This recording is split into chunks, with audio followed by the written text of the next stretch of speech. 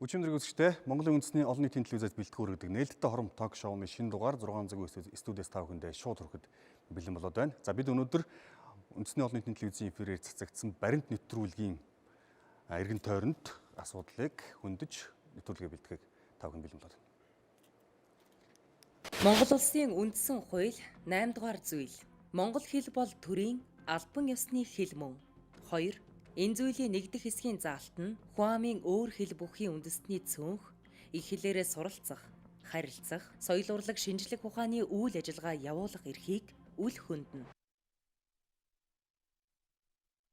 Төрөөс боловсролын талаар баримтлах бодлого. Бүх шатны сургалтыг төрийн албан ёсны хэл бичгээр явуулж, уламжлалт Монгол бичгийн сургалт хэрэглээг үе шаттай нэмэгдүүлнэ. Суралцагчдын дийлэнх олонх нь хүн амын өөр хэл бүхийн үндэстний цөөнх байвал их хэлээрээ бага боловсрал эзэмших нөхцөл боломжоор хангаж, хос хэлний сургалтын бодлого хөтөлбөр хэрэгжүүлнэ.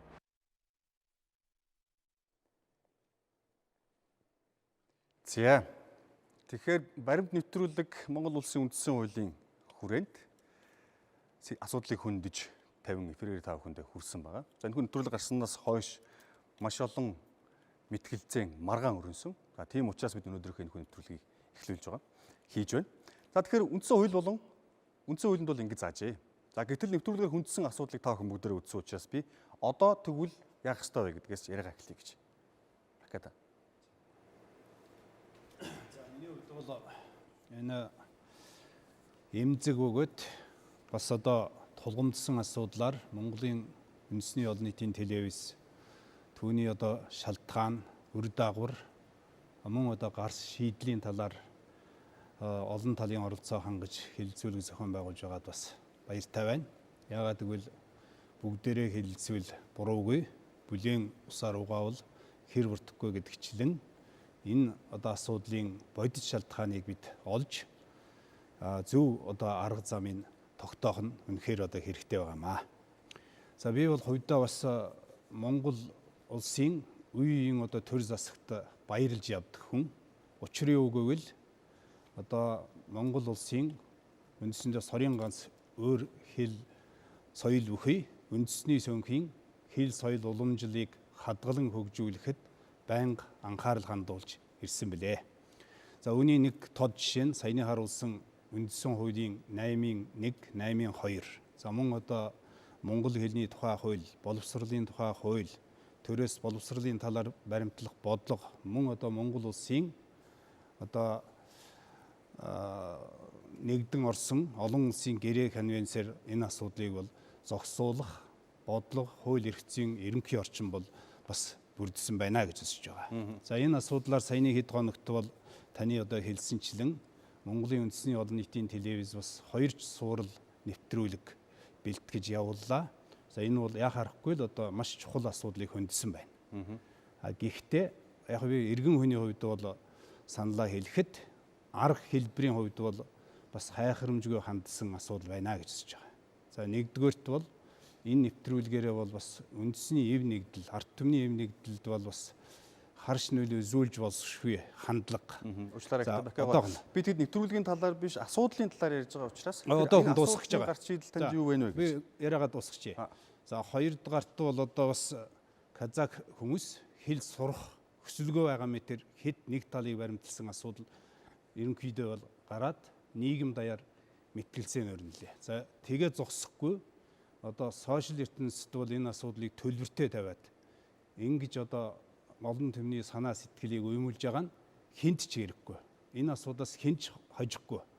Гагсгүй бид энэ асуудлын бодис шалтгааныг үнэн мөнөөр тогтоогоод ингэж цаашаа авч явах юм бол энэ бол нийгэмд хэрэгтэй. Тийм учраас би гарс шийдлийн талаар тодорхой одоо саналаа хэлэхэд бэлэн байна. Тийм учраас бас энэ нэвтрүүлгийг хийж байгаа. Гарс шийдлийг тийм учраас би бас хаалгах гэж байна шүү дээ. Тий. Гэхдээ тэнд бол бас нэг асуудал юу вэ нэ гэвэл казак иргэд бүхэлдээ монгол хэл сурах хүсэлгүй биш.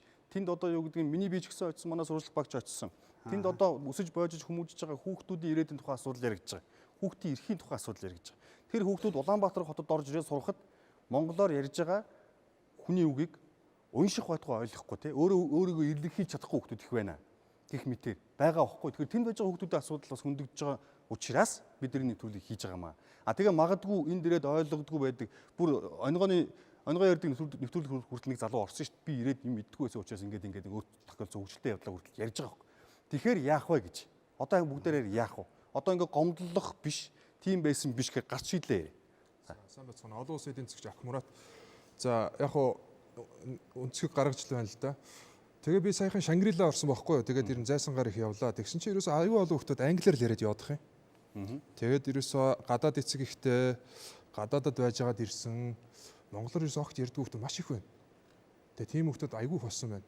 Олон улсын Бритиш сургууль, олон улсын Америкийн сургууль, Япон сургууль гэдэг ороод ерөөсөө ингээд ажил хэрэгэрийн шугамаар явж байгаад ерөөсөө бүгд л англиар гадаадаар ярьж байна.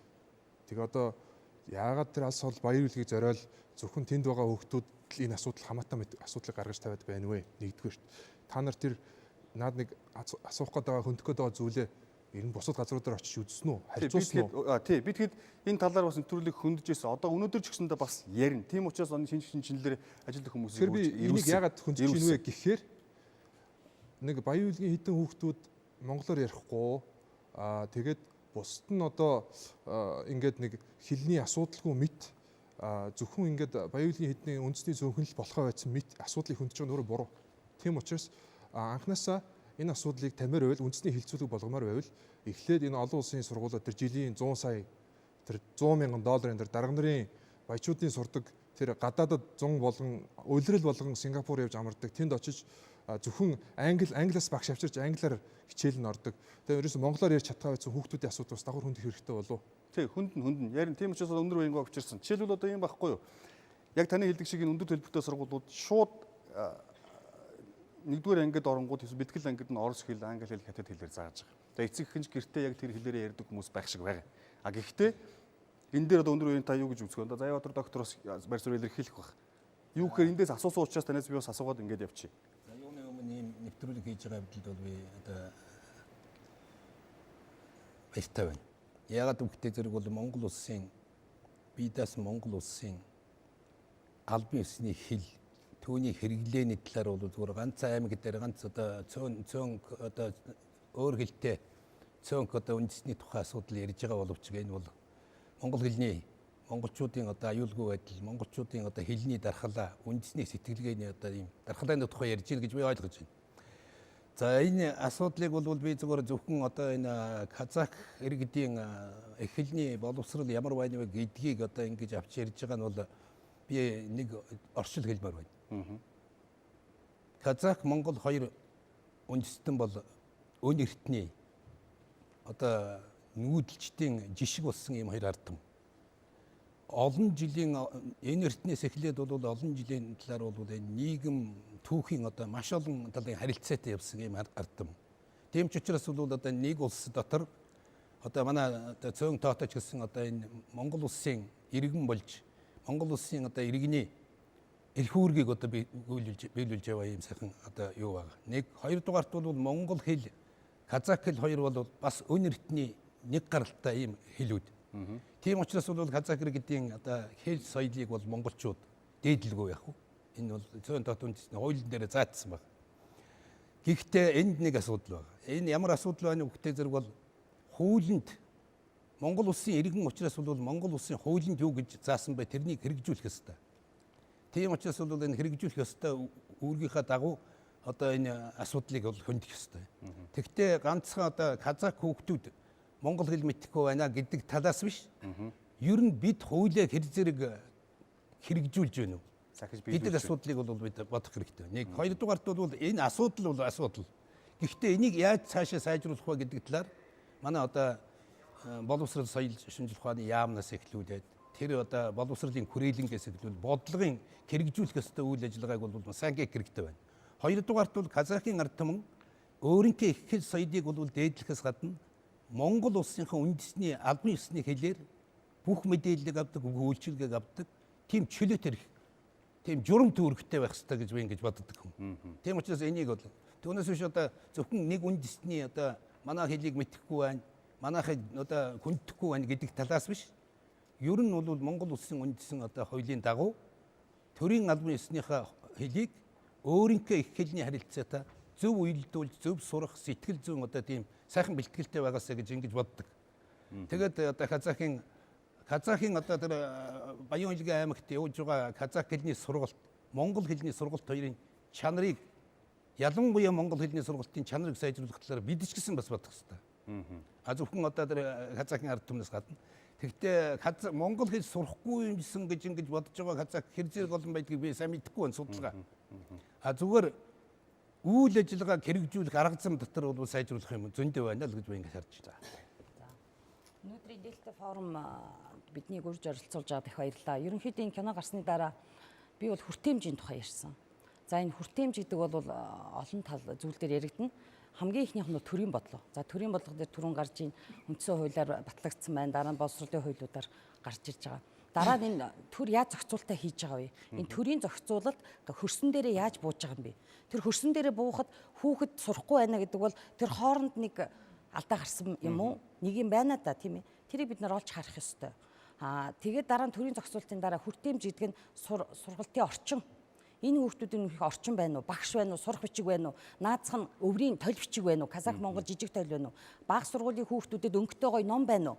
Тэрийг очиод би ингээд гэртээ үргэлжлүүлээд хийх дасгал байна уу? Тэ энэ бүх одоо тэг багш байна уу? Багшийг яаж бэлтгэж байгаа? Багшийн их сургууль жишээ нь өнөр баян багшаа 2 хос хэлий багшийг бэлтгэж байгаа туршлага байсан уу? Байгаагүй. Өнөөдрийн хүртэл монгол хүүхдэд казах хэл зааж байгаа хүн, казах хүүхдэд монгол хэл зааж байгаа хүн ямар арга барилаар сурахыг, хос хэлтэн багш гэж ямар хүнийг хэлхий. Би жишээ нь Франц хэлний монгол улсын их сургуульд Франц хэл заадаг хүн. Тэгвэл би хичээл дээрээ би монгол хэл ашиглахгүйгээр яаж би монгол хүүхдэд дүрм тайлбарлах юм бэ? Тэгэхээр хичээл дээрээ орчуулгын юм шиг гэж ярьж болохгүй. Энэ бол угаасаа хос хэлтэнд гардаг асуудал байхгүй. Тэгэхээр зэрэг энэ хүртээмжийн асуудлыг бид нэр ярихгүйгээр, бодлого ярихгүйгээр, газар дээрээ яаж бодлого нь хүрж байгааг бид нэр ярихгүйгээр зүгээр л энэ кинон дээр бид нар зүгээр яг уу үндэстэн тэр цөөнх гэдэг утгаараа бол эмзэг асуудлыг бол хөмдсөн. Үнэхээр энэ асуудал байгаа юу байгаа. Гэхдээ хүний үнэт зүйл рүү хамаагүй халдаж болохгүй. Жишээ нь одоо намайг нэг нь хасаг гэж хэлэхдээ миний дотор эвгүй болно. Нэг хүнийг зарчин гэж хэлэхдээ ямар байх вэ тийм. Тэгэхээр тэр үнэт зүйл рүү халдаж болохгүй нэгдүгээр асуудал. Хоёрдугаарх нь энэ бодлогын алдааны гол эзэн нь хүүхэд биш. Шууд анги руу дайрч очоод би ингээд казахаараа чилж мэддгүү хөдөөний юм уу улаан хацартаа жоохон хүүхдэд шууд улаан тод гэрэл тусгаал микрофон урд нь бариад ингэж асууна гэдэг бол ёс зүйн ямар одоо сэтгүүлчийн ямар ёс зүйн үйлчилж байгаа вэ? Тийм учраас ийм асуудлыг л харахтаа анхаараагүй одоо тэгээд хит одоо баримтыг араас нь хөөхтөө бас иймэрхүү алдаа гаргасан байж магадгүй. Тэр талаас нь би бол одоо хүртээмжийг ярьсан учраас энийг би тайлбарлаж байгаа. Нэвтрүүлэг бэлдсэн продюсер Аримцгээс микрофон. За энэ нэвтрүүлгийг бэлтгэх болсон шалтгаан үндэслэл нь одоо жоохон юу байсан юм. За тэгээ саяны энэ дээр ярьсан тэр зүйлүүд байв уу тий? Сэтгүүлч ирсэн юм чи ийм асуулт асуумаар байна. Нэгэнт хүүхдийг ангид орж байгаа эцэгийнхээс нь зөвшөөрөл авсан уу? Ангийн багшаас нь зөвшөөрөл авсан уу? Сургуулийн захирлаас нь зөвшөөрөл авсан уу? Энэ бол хүүхдийн эрх хүндж байгаа. Зөвхөн дүр салхалснаар энэ хүүхдийг би хийж. Яагаад энэ хүүхдүүдийг энэ жоохон нэг сургууль их л бол 100 хүүхэд байгаа. Тэд нэр өөрсдөө хин гэдгийг мэдчихэж байгаа. Дараа нь дүрсийг хаацсан байсан ч бусд нь ярих байхгүй юу? Чи гарч исэн шүү дээ гэдгийг хинч танина. Дуу хоолойны өнгөөр нь ч гэсэн. Тэгэхээр энэ асуудлыг би асуумаар байна. За бид нар бол энэ нэвтрүүлгийг хийх болсон шалтгаан гэвэл ерөөсөө сүүлийн 3 жил Баян-Өлгий аймгийн хүүхдүүд монгол хэлний хичээлдээ элсэлтийн ерөнхий шалгалтын дээр сүүлийн 3 жил маш муу оноо авсан. Өөрөөр хэлбэл одоо хамгийн сүүлийн байр эзлэн явж байна. За энэ бол мэдээж хэрэг одоо бидний хувьд анхаарал татсан гол сэжүүр маань. За газар дээр нь очсон өчигдөр гэхэд одоо жишээл Баян-Өлгий аймгийн боловсрол соёл урлагийн газар бүх захирлуудаа суулгаж аваад хурал хийжээ. Би эндээс бас сонссон. За бид бол тодорхой хэмжээний өөрсдийнхөө ажиллах тактик одоо арга барилтаа очиж ажилласан. Гэхдээ шаардлагатай гэж үзвэл бид бол их сурвалжаа нууцлах хэрэгтэй. Хэрвээ шаардлагатай гэж үзвэл бид нар хууль хяналтын байгууллагад одоо үзүүлж болно. Ямар нөхцөл байдалд ажилласнаа бол үзүүлж болно. Сэтгүүл зүйн хуваараа бол би энийг хүүхдийн эрх зөрчсөн гэж бол үзэхгүй байна. Зөвшөөрөл авсан уу гэж асуугаад байна л да. Харин би энийг шаардлагатай бол үзүүлнэ гэж байна. За. Тэр зөвшөөрлийн тухай ярьж байгаа учраас энэ тодорхой зүйл хэлэхгүй л өчигдөр тэр захирлууд сургуулийн одоо тэр менежерүүдийн ярьж байгаагаар бол зөвшөөрөл аваагүй анги руу дайрж ороод шууд ярилцлага авчихсан юм шиг ийм төсөөллөөр яриад байгаа зүйлүүд байгаа учраас за миний хувьд ихэд улаан ус Цингэл сумд очиж ажилласан. Улаан ус сумд очиод менежертэй нь уулзсан, захиралтай нь уулзсан, зөвшөөрөл авсан. яг ийм хос хэлний хөтөлбөр хэрхэн хэрэгжиж байгаа юм бэ гэдгийг тухай сурвалжлаар бэлдээд явж байна гэдгийг тодорхой хэлсэн. Тэгээд за та хэд 2 анги сонгож өгөх үү эсвэл бид нэр ингээд ороод асууж үзэх үү гэж хэлсэн. Гэхдээ бид нар бага анги руу ороогүй. Бага ангидаа 2 дугаар ангиас хүүхдүүд 5 дугаар анги хүртэл монгол хэл үзсэн байгаа учраас за ядаж 6, 7 тийм 10, 11 дугаар ангийн хүүхдүүд нь монгол хэлээр ганц 2 асуулт асуухад ойлгох болов гэдээ орсон.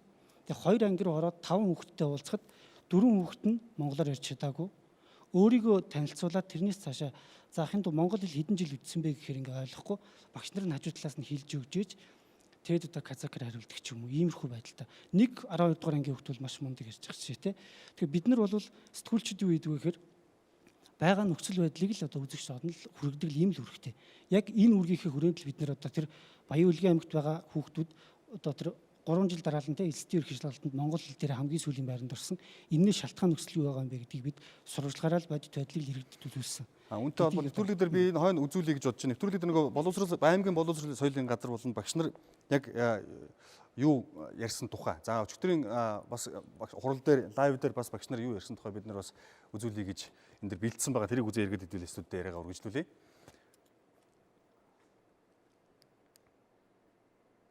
Нодны болохоор 5 дугаар анги 7 цагаар ордог байсан монгол хэл.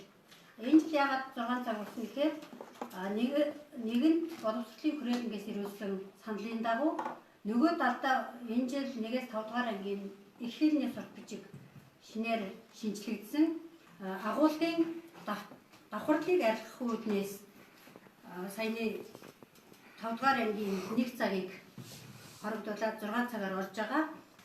За бид нар хос хэлний боловсрол эзэмшүүлж байгаа монгол хэлийг бол судлах биш. Сургах биш, судлах хэлбэрээр явж штэ бид нар. Энийг манай захирлууд, манай менежерүүд энийг бол мэдж байгаа. Бид нар бол хэл сурах хэрэгтэй байна. Монгол хэл сурах хэрэгтэй байна. Гэтэл яаж юм? Нөгөө судлах тун хичээлүүдтэйг адилхан гэж судлаад явж байна. 14 онд аймгийн иргэдийн төлөөлөгчдийн хурлаар энэ хос хэлний сургуулийн талаар хөтөлбөр батлагдсан.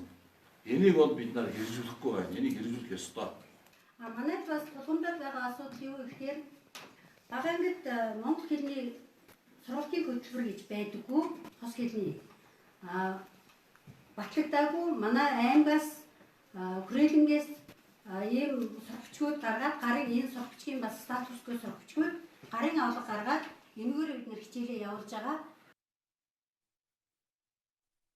За тэгэхээр энэ бол эфир ярихаас өмнө олон нийтэд хүрсэн. Тэгэхээр би хүрээлэнгээс асууя.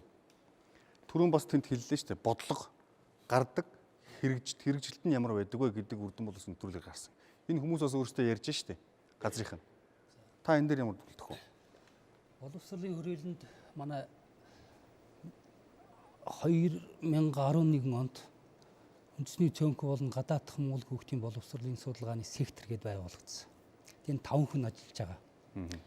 Тэгээд 13 оноос эхлээд бид нар Баян-Өлгий аймгийн ЭБС-үүдэд хос хэлт боловсролын хос хэлт сургалтын тэр бодлогыг хэрэгжүүлээ гэдэл сая аймгийн бодлогыг хамт бид нар боловсруулсан. Хамт боловсруулсан байгаа. Жохон хэрэгжилт нь саяны захирлын хэлж байгаа шиг хэрэгжилт нь яг шаардлагын түвшинд хүрэхгүй байж магадгүй байна. Гэхдээ одоо бид нар хос хэлт сургалтаа хос хэлээр явуулж байгаа гэж бодож байгаа боловч үнэндээ бол хос хэлт сургалт явагдахгүй байна. Харин тий. Эхлээд багш нар бол монголоор хичээлээ заагаад хүүхэд нь ойлгохгүй болохоор казакаар орчуулгын хичээл явагдаад байна. Тэгээд тэр цагч хөрөлцөхгүй. Дээр нэг багш нарын арга зүйнч яг хос хэлт боловсролын арга зүйн биш. Тийм болоод ирэхээр нөгөө яг хос хэлт боловсрол бол яг явах ёстой. Тэгээ энийг ингээд мэдж байгаа бол багш нараа бэлдэх асуудал дээр анхаарч болдгоо юм уу?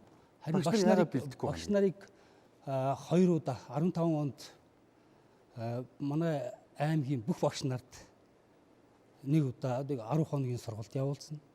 Энэ жил бас багаангийн багш нарт 5 хоногийн вакуумжилсан сургалт яг энэгээр явуулж байгаа. Ингээд одоо бидний төсөөлж байгаагаар одоо 4-р ангиас ингээд хос хэл сургалтаа хос хэлээр явуулж байсан хүүхдүүд одоо 7-8 дугаар ангид очихдоо энэ сургалтын хэл нь бүхэлдээ монгол хэл болохоор ингээд одоо ингээд явж байна. Тэр бидний судалгаагаар бол.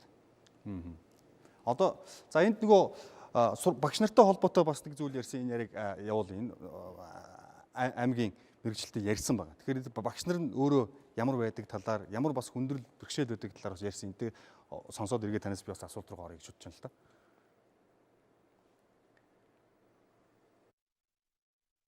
Ер нь баг 10 жилийн хэмжээнд үнэхээр магадгүй монгол хэлээр өөрөө сайн ярьж чадахгүй багш байгаагүй гэсэн үг. Гэдэг асуудлуудыг яагаад манай зас даргын нэрмжиж шалгалт гээд авсан. 2-3 жил аваад байна. Багш нараасаа. Тэр багш нараас авсан шалгалтын дүнж тааруу гарсан. Эхэндээ. Өөрөөр хэлбэл 12 дугаар ангид сонгох хичээл нэг бэлтэр ингэ шалгалтыг зааж байгаа багш маань өөрөө тэр тестэн дээр авах ёстой онооныхаа бүр дээдлэн дөнгөж 80% авчин 100% авч байгаа багш баг байхгүй байна. Монгол хэлээр бол хичээл сургалтаа явуул гэдэг шаардлагыг бол тавьдаг, сургалтаа зарчмыг барьдаг. Гэхдээ нөгөө казах хүүхдүүд хэлний бэрхшээлээс болж ойлгохгүй асуудал гараад ирэхээр манай багш нар бол заримдаа их хэлээр үндэсний хэл казах хэлээр тайлбар хийдэг асуудал байдаг. Хичээлээ монгол хэлээр заах, орчин бүрдүүлэх тал дээр маш их анхаарах. Хичээл дээр я харахгүй физикийн багш хичээл зааж авах орондоо ингээд тайлбар хийлэхдээ хүүхд ойлгохгүй байвал жоохон нэмэлт тайлбарыг одоо юу гэдэг казах хэл дээр хэлцдэг. Тэр нь ч бас аргагүй. Тэгэхээр хүүхд ойлгохгүй юм чинь ойлгуулахын тулд ингээд яачдаг юм аа гэсэн ийм байдалтай байдаг. За. Тэгэхээр багш нар ийм бэ. Тэгэхээр ийм нөхцөлд одоо хүүхдүүд хичээл сурах, одоо хэл сурах, тэ эзэмших гэдэг бол бас эргэлзээтэй асуудал байхгүй. Тэгэхээр одоо яах вэ гэдэг би асуулт дахиад тавь. За баярлалаа. Би нэг судалгаа бас нас товчхон юм танилцуулъя. Энэ бол 2005 онд одоо Их Британий хүүхдийн ивэх сангаас казах хүүхдийн боловсролын байдлын шинжилгээ гэдэг ийм судалгааны тайлан гарсан. 5 оны. Тэгээ 5 онд шүү дээ 2005 онд. За энд хийсэн дүгнэлт зөвлөмж одоо хүртэл хэрэгжихгүй явж байна. За энэ дээр бол энийг бол одоо би хийсэн биш, тэр улсууд хийсэн учраас их бодиттой гэж би харж байгаа. За эндээс би цаг хэмнэх үүднээс ганц нэг нь одоо уншаадах шалтгааныхын талаар. Тэгээд бид гарсын талаар ярина гэсэн үг л дээ. За энд ингэсэн байгаа. Тэгээд тодорхой дурдчихвол маш тодорхой дурдчихъя. За нэгдүгээрт бол одоо тэдний гэж байгаа тэр казах хүүхдийг хэлж байгаа. Гэртээ ярьдаг хэл нь хичээл орд хэлээс өөр. Эсвэл хичээл орд хэл нь хэрэгжилж буй сурах бичгээс өөр хэлээр байдаг. Энэ онцлог байдлыг одоо казах хэл, төрийн хэл, монгол хэлийг заах арга зүй энэ юмдаа бол сайн хэрэглэхгүй байна. Энэ бас буруу байна гэж. За дээр нь таны түрүүн маш зөв хэлж байна. Багш бэлтэх үйл ажиллагаа бас хангалтгүй байна. Өөрөөр хэлбэл хос хэлний сургалтаа тэр хөтөлбөрт яг одоо монгол хэл заах багш чинь бас л арай өөр маягаар бэлтгэх ёстой. Энэ бас болохгүй байна гэж. За дээр нь бас ингэсэн байгаа энэ дээр. Одоо монгол хэлний багш бэлтгэхэд тэд монгол хэлийг мэддэг монгол хүүхэд хичээл заах уу? Эсвэл монгол хэл мэдхгүй казах хүүхдэд хичээл заах уу гэдгийг бас анхаарч үзэхгүй байна гэж. Тэгэхээр энэ бүхэн бол юутай холбоотойг вэ? Ерөөсөө явж энэ одоо хос хэлний сургалтын агуулга, арга зүй, багш бэлдэх, ном сурах бичиг, гарын авал энэ бүх юм ижүүрэн одоо тэр төрийн бодлогыг хэрэгжүүлэх үйл ажиллагаа хангалтгүй хэрэгжиж байгаатай холбоотой гэж үзэж байгаа. Өөрөөр хэлбэл одоо төрийн хэл монгол хэлийг, мөн одоо их хэл казах хэлийг хүүхдэд маш сайн эзэмшүүлэх бүрэн эрх бол боловсрол соёлын шинжилгээ ухаан яам, орон нутгийн боловсролын газарт бол хүлээлгэсэн хуулийн үүрэгтэй. Одоо та жишээлбэл төрийн эрх барьж үлээсийн хурлын гишүүн байсан хүний хувьд яг энэ чиглэлээр яг юу хийж санал санаачлаг гаргаж ажиллаж исэн бэ? За яг зөв. За энэ дээр бол би бол бас аминд хичээсэн. Одоо төрөөс боловсролын талаар баримтлах бодлогыг боловсруулах ажлын хэсэгт орж заалд оруулж байсан. За боловсролын тухай хуульд бас одоо бүр 2005 онд бас зөвх хэмжээний заалд оруулж байсан. За дараа нь энэ ган төмөр сайдд бас шаардлага тавьж байж 2015 онд бол сайдын тушаал гаргуулсан энд байгаа. За энэ үгээр бол одоо сурвалжчдын дийлэнх олонх нь хүн амын өөр хэл бүхий үндэсний сонгогт зориулсан хос хэлний сургалтын бодлого агуулах хөтөлбөр боловсруулж бэлтгэл хангаж 2016-аас 17 оны хичээлийн жилээс эхлэн хэрэгжүүлсвэ гэж. Хоёр дахь нь үндэсний сонгогт зориулсан хос хэлний сургалтын бодлого агуулах хөтөлбөр сурах бичгийг 2015-аас 16 оны хичээлийн жилд багтаан боловсруулж бэлтгэл хангахыг газрын даргад үүрэг болгосон. Тэгээ маш тодорхой байсан шүү. Тэгээ яагаад хэрэгжээгүй? Энэ одоо хүртэл хэрэгжээгүй. Харин яагаад? За яагаад хэрэгжээгүй юм уу? Яагаад хэрэгжээгүй гэдгийг боловсролын яамнаас аймгийн боловсролын газраас асуух хэрэгтэй. Гэхдээ тэгээ та бол тэр аймгийг төлөөлж сонгогдож ирсэн хүний хувьд энэ одоо ядаж тойргоо бодоод энэ чинь шахаж шаардаад явж болоогүй юм уу? Одоо тэгээ 5 оны жишээ ярьчаад ингээд сууж байгаа чинь өнөөдөр 19. Би одоо бол гişүн биш шүү дээ. Гэхдээ тийм л дээ. Гэхдээ та бол эрдэмтэн хүн. За эрдэмтний хувьд танд байсан гэдэг утгаар. Таныг буруутгах байгаа юм биш үү? Зүгээр боломж байсан гэдэг утгаараас байгаа шүүжлээ. Би бол одоо энэ дээр бол санаа тавьдгийг. Тэгэхдээ ер нь бол одоо энэ дашрам дэглэхэд Монгол улсын одоо энэ төрийн хууль тогтоомжийг дээдлж хэрэгжүүлэх явдал бол Монгол даяар одоо бас хэцүү байна шүү дээ. Энэ хууль энэ тогтоол тушаал байтугай юмыг одоо ерөөсөөр хууль хэрэгжихгүй хэцүү байгаа нь энэ хэцүү байгаа нь энэ маргаан мэтгэлцээнээр илэрхийлж гарч ирж байгаа байхгүй юу? Жишээл одоо ингээ хоёр нэвтрүүлгийг явахад юу болж байна тийм ээ? Гэтэл тэр амьдрал дээр тэнд ээж байгаа сурж мэдэх хүсэл эрмэлзэлтэй. Тэгээ тэнд зүгээр ажил амьдралаа хийгээ явж байгаа хүмүүсийн хүүхдүүд, залуучуудад бас эн чинь бас нөлөөлөх байхгүй юу? Ийм төрлийн ийм харлаган шийдвэр ингэж ажиллаа хийж шахаж шаардаж үр дүнг нь харддаг хүмүүстэй холбоотой асуудал байхгүй юу? Өнөөдөр бид хэлцүүлэх гэж байгаа гэсэн энэ байхгүй юу? Шаардах ёстой байхгүй юу? Тэгэхээр өдөр бол нэг ийм эрдэмтэн эмч хүн ирээд бидэнд бол энэ нэвтрүүлэгт орж гарч ирэхдээ ингэж хэлсэн. Хос хилтэн гэдэг бол илүү их сэтгэдэг, илүү одоо ер нь тархины ажиллагааг өндөр байдаг хүмүүс байд юм аа. Юу гэхээр энэ мис заслын өндөр одоо ур чадвартай сайн эмчнийг та нар хараад үзээрэй. Тэ?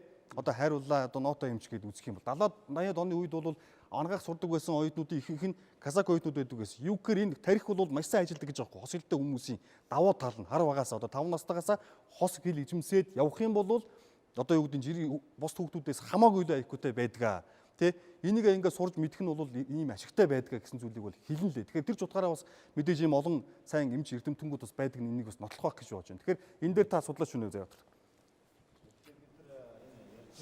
Асуудал бас нэг заагийг зөв харж ярихгүй бол бас зарим талаараа бид нар чинь ингээд юмыг хитрхи халиад тэгээд дэмий зүйл рүү оруулцдаг тал байна шүү дээ. Тэр өнөөдрийн ярьж байгаа энэ асуудал бол Монгол улсын одоо энэ үндэсний цөөнх болох казах үндэстний төрийн албан ёсны хэлийг сурж байгаа энэ үйл явц нь ямар байна вэ? Энэ дээр ямар асуудал байна вэ? Энийг яаж шийдэх вэ гэдэг л гарч байгаа асуудал. Түүнээс биш Монгол улсын иргэний хувьд тэр казах үндэстэн монгол хэл сурах ёстой юу гэдэг асуудал бол энэ яригдахгүй зүйл байхгүй. Энэ угаасаа иргэний иргэний үүрэг. Тэгэхээр өнөөдөр энд тэр казах үндэстэн монгол одоо төрийн албан ёсны хэлийг сурч байгаа энэ үйл явцдаар ямар алдаа дутагдал байна вэ? Сургалтын чанар чансаанд нь ямар асуудал байна вэ? Энийг хэрхэн шийдэх вэ гэдэг асуудал руу ярих хэрэгтэй. Гэтэл одоо ингэ тэр гарсан хоёр нэвтрүүлгийн зорилго бол шал өөр тийшээ яваад одоо сошиал ертөнцийн эдрийн шууган болвол тэгэл нэг бол талцал хуваагдал нэг хоёр энэ Монгол үндэстэн казак үндэстний хоорондын зөрчлийн асуудлын шиг шал дэмий зүйл рүү оруулаад явж байгаа зүйлийг бол энд нэвтрүүлгийн хэлцүүлгийн явцад ч гэсэн таслан зогсоох ёстой. Цааш ч гэсэн энэ бол нэг үндсэн зорилгоос хазааж байгаа зүйлийг бид тэр зүйл хэрэгж хазаарлах ёстой байхгүй юу? Тэгэхээр одоо тэр боловсрол соёлын төлөө спортын яам нь тэр боловсролын газар нь өнөөдөр энэ казах үндэстэн тэр хүүхд багчууд монгол хэлийг сурахад сургагчд нь ямар асуудал байгаа юм? Сургалтын технологид нь ямар асуудал байгаа юм? Заан сургаж байгаа багшд нь ямар асуудал байгаа юм? Энэ бүгдийг зөв оншилж байж эндээс гарцаал ярина уу гэхээс биш бид нар зүгээр одоо энэ дээр дэмий зүйлтэй ямар шийдэл вэ? Тэгэхээр энд хамгийн гол одоо түрүүн үг гэж байгаа хүмүүстээр нэг зүйл яриад байна шүү дээ. Одоо энэ хос хэлний сургалтыг явуулах тал дээр бол бидний арга зүй технологи бол бас жаахан дутагдaltaй байна. Энийг харах ёстой. Энийг боловсруулах ёстой. Энэ бол бас Монгол үндэстний дотор байгаа нэг өрмөц одоо заа харгаар явагдах тэр хэсэг байхгүй юу? Тэгэхээр их хэлээр одоо казах хэлээр одоо их хэлээр эзэмссэн энэ үндэсний цөөнхөд монгол хэлийг сурах тухай асуудал дээр бол монгол үндэстэнд монгол хэлийг заан сургаж байгаа энэ технологиос тэс өөр энэ арга барилаар энэ арга зүйгээр заах ёстой. Тэрийг л одоо тэр хариуцж байгаа газар нэгжүүд нь одоо асуудлаа шийдээд энэ дээр бас тодорхой гаргалгаа гаргаад явах тухай асуудлыг ярих ёстой гэж ингэж бодож байгаа. Тэгэхээр бидний яриач гэсэн энэ рүү чиглэх ёстой гэж бодож байгаа. Түүнээс биш бид нар одоо нэг хэсэг нь гомдлоод нөгөө хэсэг нь одоо нэг үндэснийхээ цөөнхийг болон шахаад байгаа юм шиг ийм зүйл рүү нэвтрүүлгийн санааг говьж хэрхэж болохгүй. Тий. Тэр өнцгөөс ч гэсэн хийгээгүй. Тэгэхээр Монголд. За би энэ боловсролын чиглэлээр үйл ажиллагаа явуулдаг одоо бараг сүүлийн 9 жил явуулж байгаа төрийн бүсийн олгой төлөөсөн юм байна л да. Тэгээ боловсролоос одоо хоцрогдоод үлдээд хаягдаад эсвэл чанартай боловсрол эзэмшиж чадахгүй байгаа бүлгийн хүүхдүүдэд анхаарал хандуулдаг. Тэгэхээр энэ дотор бол хөгжлийн бэрхшээлтэйгээд эхэлнэ. Тэгээ үндэстний цөөнхийн одоо хүүхдүүд бас ороод байгаа байхгүй. Тэгээ бид нар 2010 оноос эхлээд одоо засаг төрд яг шаардаагүй ингэ шаардж байна. Тэ? Шаардсан. Манай засаг төр би бол одоо өөрөө монгол хүн. Гэхдээ би өөрийн одоо энэ та нар яагаад монгол хэлийг сурахгүй байгаа ялбаа ёсны гэж буруутахаас илүү би бурууг өөртөө авч байгаа. Монгол улсын засгийн газар одоо тэр төрөөс боловсролын талаар баримтлах бодлого дотор бүр цагаан дээр хараар бичсэн хос хэлний бодлогоо хаана боловсруулад, хаана батлаад, хаана хэрэгжүүлж байхгүй. Байхгүй. Хос хэлний бодлого өнөөдөр Монголд байхгүй. Одоо Зайватар огшин хэлж байгаа шиг хоёр дахь хэл болгож сурах гэж байгаа байхгүй монгол хэлийг. Тэрнээс биш монгол хүн монгол хэлээ сурж байгаа юм шиг сурахгүй. Тэнд тэгж заагаад сурахгүй. Тэр сурах хүчийг ашиглаад сурахгүй. Тэгэхээр тэр хүүхэд чинь энэ хоёр хэлийг яг төрлөх хэл шигэ өдөр тутмынхаа үйл ажиллагаанд одоо хэрэгэлдэг болгох, амьдралын хэм маяг болгох тэр хос хэлний боловсролын бодлогыг өнөөдөр Монголын төр боловсруулаагүй байж тэр үндэстнийг буруутгах, тэр хүүхдүүдийг буруутгах одоо ёсгүй гэж бодож байгаа. Монголын төр яасан бэ гэхээр аймагт нь ялзаагаад орхисон байхгүй. Одоо Баян-Өлгийд аймаг над хүмүүсийнхаа боловсролын асуудлыг хариуцаа гэд хэлсэн. Тэгээ одоо ханаа тогш хэлж जैन те тэр аймгийн одоо хос хэлний боловсролын хөтөлбөр гэдгийг боловсруулсан. Бодлого нь авахгүй юм чинь яаж тэр хөтөлбөрийг боловсруулах юм бэ? Тийм биз дээ. Төрийн бодлого нь гараагүй байхад нэг аймаг яаж одоо бүр тэр хэлний шинжлэх ухааны маш нарийн арга зүй технологи шаардсан хөтөлбөрийг боловсруулж чадахгүй байхгүй. Гэхдээ яг дахиад үннийг хэлье. Өнөөдрийг хүртэл энэ үндэсний цөөн хүүхдийн боловсролын асуудлыг Монголын төр тоож байгаагүй. Сурах хүчгийг хэн санхүүжүүлж хэн боловсруулсан? Нүүбийн хүүхдийн сан боловсруулсан. Энэ аймаг дээр бол аймгийнхаа өөрсдөө хийдэг гэж ярьж байна шүү дээ. Нүүбийн хүүхдийн сан боловсруулж исэн. Казак хэлний цагаан толгой, Туа хэлний цагаан толгой. Тэгэхээр бид нар тэнд хүүхдийг буруутгах тэгэл аймгийг ч буруутгах хэрэггүй, багш нарыг буруутгах хэрэггүй.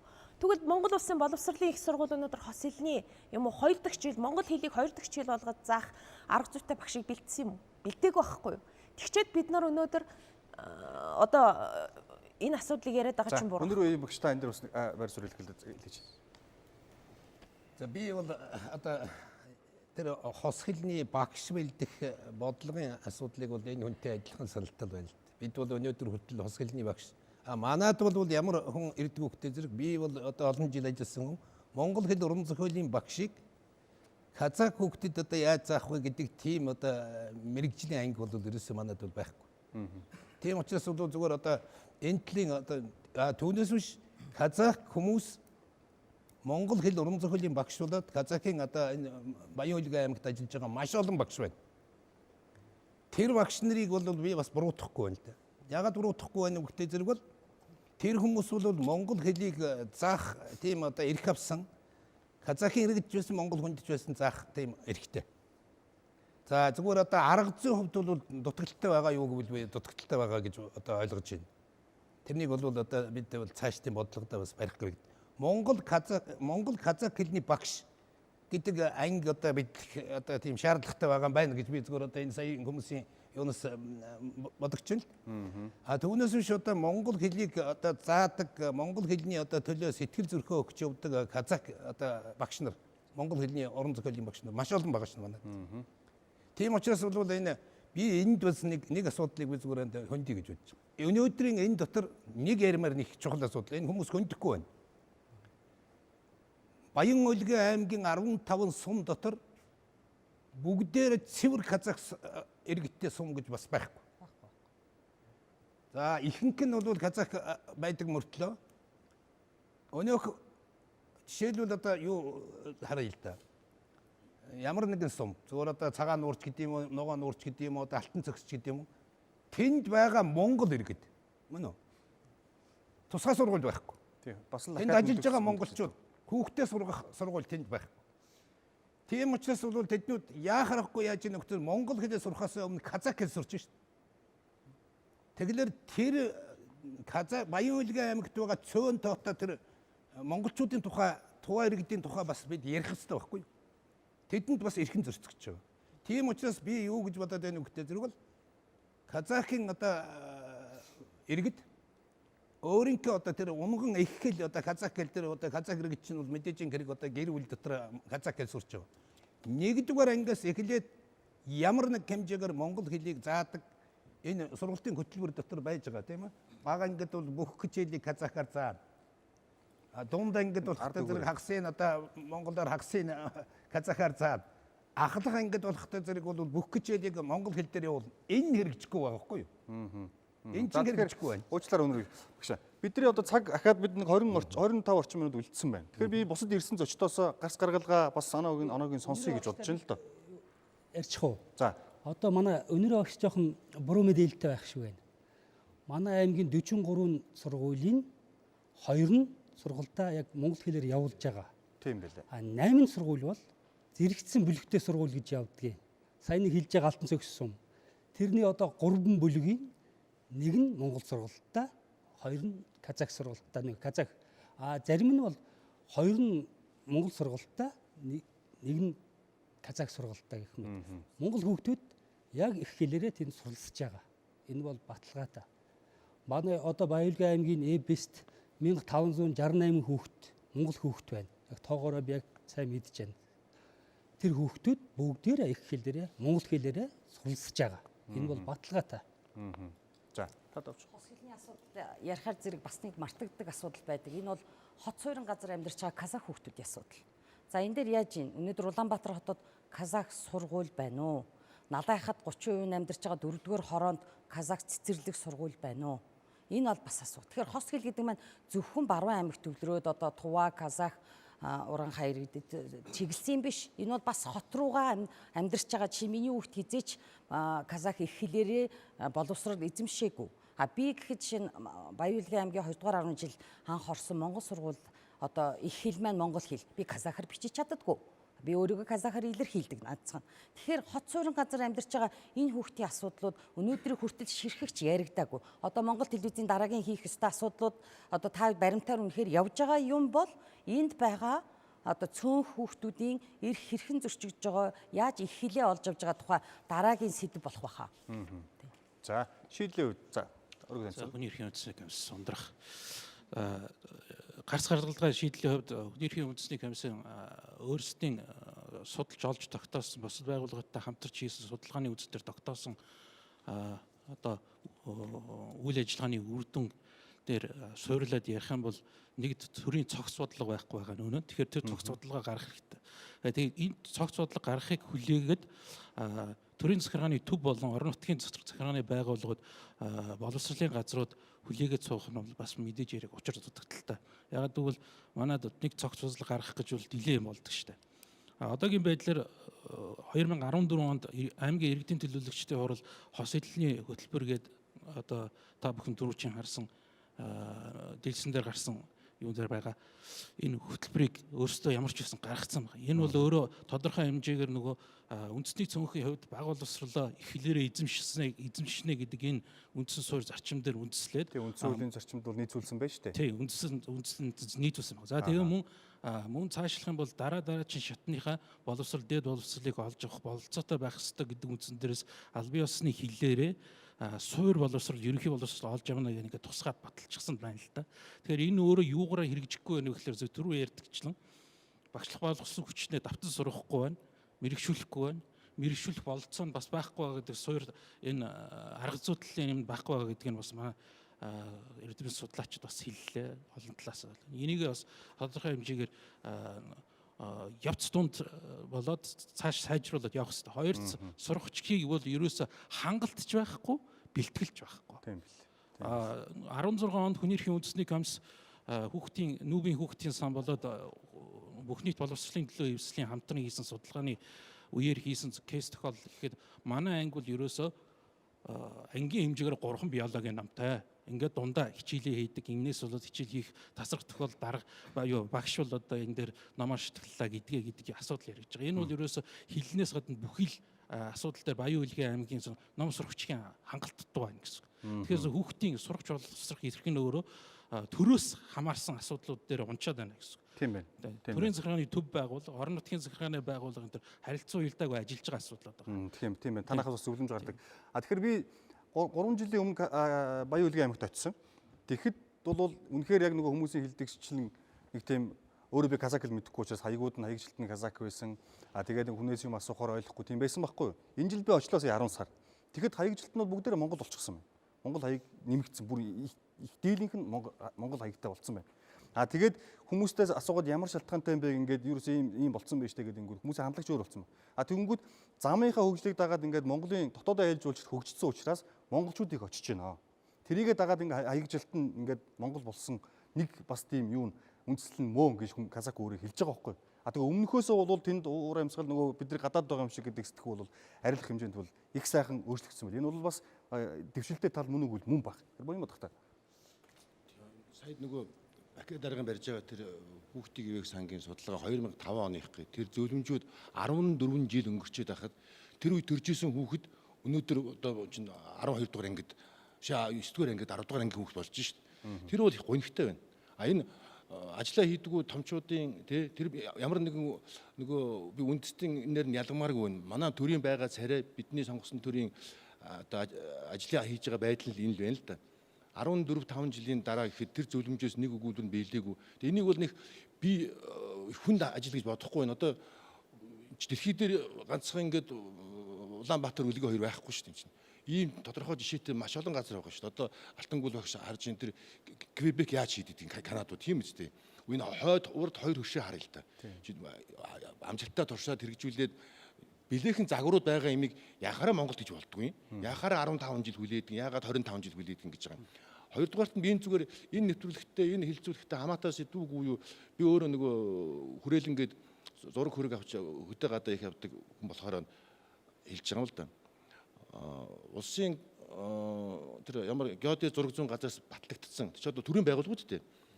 Газрын зурган дээр хүртэл 1945 оны тэр нас хойш хэвлэгдсэн бүх зурган дээр байгаагүй шин дэрнүүд гарч ирдэг болсон. Одоо энэ 2000-ад онд 2010-ад оноос хойш хэвлэгдсэн зурган дээр казах нэрнүүд уул усны нэр одоо газрын зурган дээр тэр нь Улаанбаатарт хэвлэгдэж байгаа. Би зүгээр казах хэлтэй иргэд тэнд одоо хэдэн үеэр амьдарч байгаа улсууд тэр уулыг хоорондоо юу гэд нэрлэх нь бол надад ямар ч тийм юу алга гомдолч гэдэг юм уу шүүмжил алга. Яахаараа Улаанбаатарт хэвлэж байгаа зурган дээр тийм байдаг. Яагаад газар усны нэр ингээд өөрчлөлтөө би тэр Монголоос казах руу болдог ч юм уу казахаас Монгол руу гэдэг утгаар хэлж байгаа биш шүү. Миний авж байгаа жишээл өөрөө Баян-Өлгий аймгийн нутагт төсгөр би өлгийгээр явж байхдаа GPS зураг хоёроо харьцуулаад хүнээс зам асуугаа явахаар зөрөөд байгаа байхгүй. Одоо бүр ингээд казах нэртэй болоод хэвлэлсэн. Энэ бас нэг дараагийн ч юм уу тийм хүндхэстэй сэдв болов гэж бодох юм. Гэхдээ би мэрэгчлэлтэй ирсэн учраас таны асуултанд би зүгээр эндээс хариулт авчмаар байна л да. Тэгээд зураг зүүн газараас ирсэн учраас энэ ер нь энэ явдал дээр та хариулт өгөөч. За газар зүйн нэр бол улсын их хурлаар батлагддаг. 1980 онд 240 гаруй мянган газар зүйн нэрийг газар дээр нь явж тодруулж тодтогч уугуул иргэдийн саналаар уугуул иргэдийн нэрлж заншсан нэрийг тодруулж гаргаж ирсэн байна. За энэс 214,805 нэрийг улсын их хурлаар 2003 онд баталсан. За энэ бүх нэрүүд газрын зураг дээр тэмдэглэгдсэн. Ерөөсөө казак нэр байх хэл дээр бол казак үсгээр нэр байхгүй. Бүгд монгол дээр. За монгол хэлний тухай хуулийн дээр монгол хэлээр газар нутгийн нэрийг монгол хэлээр бичнэ гэж заасан байдаг. Газрын тухай хуулийн дээр газар усны газар нутгийн нэрийг монгол хэлнээс өөр хэлээр давхар хэлээр хэрэглэхийг бол хориглосон. Улсын хурл баталдаг учраас улсын хурл өөрчлөх бүрэн эрхтэй. Түүнээс биш ердийн иргэд бол өөрчлөх. Дур зургаар өөрчлөх байхгүй. Бид улсын хурлд өөрчлөх хэрэгтэй. Улсын хурлд өөрчлөх хэрэгтэй. За тэгвэл за би намайг болохоор энд нөө хэвлэл мэдээллийг төлөөлж урсан байх гэж ойлгож байна. Гэхдээ хэвлэл мэдээлэлээс илүү зөв хувь хүнийхээ үс бодлыг би илэрхийлье гэж бодож байна. Нэгдүгээрт би энэ сэтгүүлчийн бүтээлийг харлаа л да. Гэхдээ энд бол эмзэглээд авах юм алга гэж бодож байна. Нэгдүгээрт бид бүгдээрээ яг энд суугаад энэ асуудлыг хэлэлцэн гэдэг бол энэ сэтгүүлчийн багийнханд бид нар харин баяр хүргэе гэж хэлмээр байгаа байхгүй юу? Ямар нэгэн байдлаар одоо казак үндэсний цөөнхөө бид нар булан чах гээд байгаа ч юм биш. Тэнд бас их буруу яриад ах шиг байна. Ер нь зүгээр одоо сая тэр Буян Баатарх ярьж байна. Ер нь манай төрийн өнөөдрийн байгаа царай энэ шүү дээ. Хаач бодлого нь хэрэгждэггүй. Ерөөсөө ингээд дампуурсан. Одоо ингээд би өнөр Баян багш дээр хичээл заалгуулж байсан хүндэлдэг хүмүүсийн нэг. Айгүй ярианд сэтгэл дундуур байна. Тэнд одоо газар зүйн мэрэгжилтэн ингээд сууж байна. Сая тэнд хэлж штэ. Улаанбаатарт яагаад энийг ингээд казак хэлээр хэвлдэм бэ гэж. Ерөөсөө мэдэхгүй байгаа байхгүй хаана юу хэрэгжиж байгаа ч манайхан ерөөсөө төрийн шатныхаа хаанаас ажиллаа мэддгүн үр дүн өнөөдөр ингэж гарч ийн түүнээс казак төмнийг бол ерөөсөө буруутгаад байх үндэс байхгүй. Ном сурах бичиг нь алга байна. Тэнд хүртээмжтэй байх тухай тэнд сая хөндөж штэ. Хилийн заах гэхтэр ном нь байхгүй, багш нь байхгүй. Бэлддэг сургуулиудын байж байгаа царайны бүгдээрээ сайхан ярьдаг. Тэрийг хэрэгжүүлэх тухай хууль хэрэгжүүлдэг нөхдөөч тэнд казак хүнд сууж л байна. Сайхан юм ярьдаг болохоос биш бодит болох талаасаа хинч ярьдаггүй учраас өнөөдөр ийм ганцхан сэтгүүлч хүндсэн учраас өнөөдөр энд бүгдээрээ суглаад энэ асуудлыг ярьж байгаа. Төр засагчсан энийг анхаарад бодлогоо гаргах ёстой, бодлогоо хэрэгжүүлэх талаас нь анхаарах байхгүй. Түүнээс сэтгүүлчийг мяалаад, муулаад хагалах гэж юм, бутрах гэж нэг байгаа юм алга, сошиалол тэртээ дэргүү аль ч асуудлаар ингээд шуурчил байдаг. Энэ бол хүмүүсийн үзэл бодлын нэг хэсэг шүү дээ. Тэгэхээр сэтгүүлчдийг буруутгаад хэрэггүй гэж хэлэх гэж байна. Энэ бол ямар нэгэн байдлаар бид шийдэл хүргэж байгаа учраас төр засгийн байгаа царай энэ учраас харин энийг энэ байдалд хүргэж ирж байгаа сэтгүүлчтэй баяр хүргээсэй л гэж би өөрийнхөө бодлыг хэлэх гэсэн. Ямар шийдэл харж байна гэж таав? Өнөөдөр ингээд жишээлбэл би саяхан нэг Япон хүнтэй ярилцлага хийлээ л дээ. Манай боловсролын системийг гадны хүн хараад үнэхээр ямар ч одоо бодлого алга дампуурсан байна гэдгийг хэлж байгаа байхгүй юу? Тэгэхээр өнөөдөр ядаж боловсролын яам тийм үү? Яаж энэ хос мэрэгчлэнгээ бэлдэх хэвээр сурах хүчийг яаж тэнд байхгүй нэгж штэ. Яаж хүртээмжтэй болох юм тийм үү? Энэ байдлаар өнөөдөр гарцаа хайгаа тэнд юмнуудаа ярилцж байгаа хэрэгтэй байхгүй юу? За, уугна. За орой өндөргий. Яг даваахын хэлдэгтэй бол санал нэг байна л дээ. Юу гэхээр 90 сурвалжлах сэтгүүл зүй гэдэг маань өөрөө юу юм бэ гэдгийг бас манай үзэгчд маань нэгдүгürt бодох хэрэгтэй.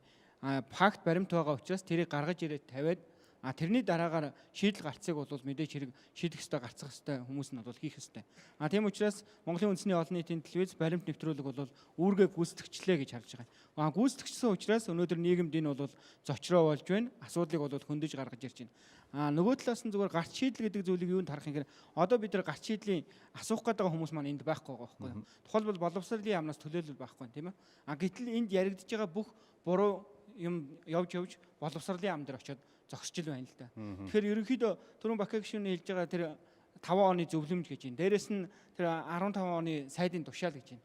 Тэгэхэд эдгээр ерөөсө хэрэгжихгүй байгаагийн цааш шалтгаан юу юм гэхээр нөгөө дунд чатны. Ер нь манай бүхий л газар дээр дээрээ шийдвэр гардаг, доороо хэрэгжүүлдэг, дунд чатанда ерөөсө шийдэл байдгүй. Энэ л гарц гаргалгаагүй зүйл байна гэж хэлмээр. За та бүхэндээ энэ орой мэндийг хүргэе. За тэгэхээр аймаг нийтээрээ казак төмнөрөө монгол хэлийг сурахгүй байгаа, сурах хүсэлгүй байгаа мэтэр энэ асуудал хандах нь буруу. Нэвтрүүлгийн алдаа бол энэ дэр байсан юм аа. Ер нь бол бид нар бүгдээрээ түрүүнээс хойш нэг юм дээр санаа нийлж байна. Тэрний юу гэхээр тэр хүүхэд тэр ээж монголоор ярихгүй байгаа. Ярьж чадахгүй байгаа хүмүүс бол буруугүй юм аа. Энийн гол буруут нь юу вэ гэхээр төрийн байгууллагууд бодлого боловсруулж байгаа хүмүүс энэ салбарын чиг үүргийг хэрэгжүүлж байгаа тэр төрийн байгууллага албан тушаалтай юм аа. Өнөөдөр үнэхээр сая маань сэтгүүлч хэллээ ажиулж байгаа. Яг хариу үтсэн мэрэгчлэнүүд нь хариу үтсэн хүмүүс нь алга, аймгийн засаг дарга, боловсролын газрын дарга нь энд алга. Бид нэр өөрсөн тийм ээ? Өөрсөн болж ирэх байхгүй юу? Хос хэлний бодлогыг нэгэнд гарцаа хэлээд бид нар баг үлдсэн байна. Гарц танд юу вэ? Гомдлол биш ээ. Тэр хөтөлбөрийг нэгэнд гаргаж ирээд тэр төрөөс боловсролын талаар баримтлах бодлогын баримтчдээр заасан болвол тэрнтэй холбогдсон арга зүйгээ өнөөдөр хүртэл боловсруулаагүй юм байна гэж ингэж харж байна. Та бол одоо Монгол улсын хөгжлийн орон тооны бус Баян-Өлгийд хувьд шууд гарц хэлээч. Танд бол боломж байна бас. Тэгэхээр ердийн Монгол хүүхдэд заадаг монгол хэлний одоо арга зүгээр заагаад байна. Заагаад байна. Казак хүүхдийн тэр угсаатны онцлог таарсан арга зүй алга байна. Энийг холбогд байгууллагад боловсруулахгүй байгаа учраас үр дүн гарахгүй байна гэж ингэж. Арга зүй дээрээ анхаарах хэрэгтэй. За тэнд хойноос манай оюутан залуу өөрийгөө танилцуулаад. За автохны ирэх сургуулийн эрхцэн 4-р курсын оюутан. За энэ сэдвээр бас маш их сонирхож байна. Ягаад гэхээр хувь хүний хөгжлийн лекцийг 10 сард 21 аймгаар тойрж уншсан. Ингээд Баян-Өлгийд аймагт бас театрт нь нийт ахлах ангийн сурагч нарт уншсан. А яг үннийг хэлэхэд бол тэндээс нэг 60% сурагчид нь яг яриа шууд ойлгоод тэгээ бид нар ингээд гарч ирээд дүр тоглуулад илүү одоо ийм inspire хийх магадлалаар явж байхад бол тэрэнд гарч исэн хоёр сурагчийн нэг нь ойлгоогүй байх жишээтэй тий. Тэгэхээр энэ бол айгүй чухал асуудлыг хөндөж байгаа. Тэгэхээр энэ сая хэлсэн угсаатны онцлогоос шалтгаалаад энэ айгүй эмзэг асуудал болчлоо л тоо тий. А гэтээ бид нар нэг зүйлийг хэлмээр байна. Хамгийн эхлээд сая ирсэн одоо зочны маань яриан дээр гарч ийн. Зайсан Шангрилагаар яваад үзэх юм бол англи хэлээр яриад байна гэдэг асуудлыг хөндөж байгаа байхгүй юу? Энэ мангар өөрийн жишээ байхгүй юу? Маш өөрийн жишээ. Яагаад гэвэл Монголд байгаа хэрнээ англиар маш сайн ярьж чадаад байгаа байхгүй юу? А гэтэл Америкийн нэгдсэн улсыг бүгдээрээ бодоод үзээ л та. Америкийн нэгдсэн улсад байгаа хүмүүс испани хэлээр ярьж байгаа байхгүй юу? Тэгээ дээрээс нь Америк хэлээр ярьж байгаа байхгүй юу? Энэ дээр бид хэн нэгний буруутай, аль эсвэл сэтгүүлчийн буруутай, хаягжилтын буруутай гэдэг асуудал бол биш. Яагаад гэвэл хаягжилт өнөөдрийн хүртэл тэн дээр асуудал байсаар л байгаа. Жишээ нь би ч гэсэндээ очиод харангуут бүхийн шагнал гэдэг асуудал. Маш энгийн шийдэл байгаа. Өнөөдөр энд Кембрижийн боловсролыг оруулж ирээд байгаа. Өнөөдөр энд хувийн сургуулиуд маш өндөр түвшинд англи хэлнийг заагаад байгаа асуудал байна л. Тэгэхээр нөгөө талдаа тэнд ч гэсэндээ тийм боломж байгаа гэдэг л.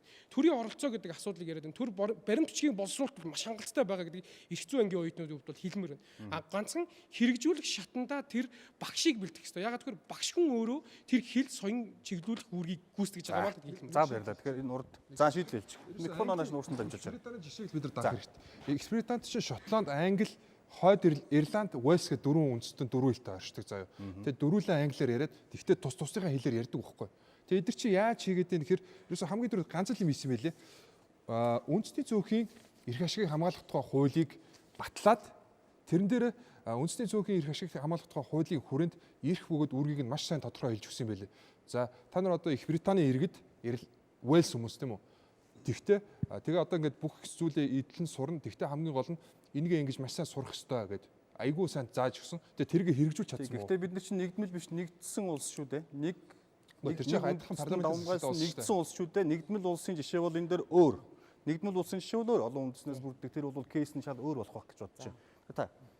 За сайн байцгаана уу. Арай мэд хүргэе. Одоо инхүү нэвтрүүлэг төрсөн даавыг нь баярлалаа. Би Нурбулат гэдэг одоо Казах залуучдын төлөөлөөс ирж одоо нэвтрүүлэлт оролцож байна. Миний бодлоор болохоор энэ чинь хитгэн фактор байгаа. Энэс гарах шийдэл. Нэгдүгээр болохоор шударга ёс гэдэг шийдэл. Яагаад гэвэл одоо ингээ манай жишээ манай Баян-Өлгийд аймаг болон одоо ингээ Монгол улсад тэр чигээр одоо шударга ёс алдагдсан.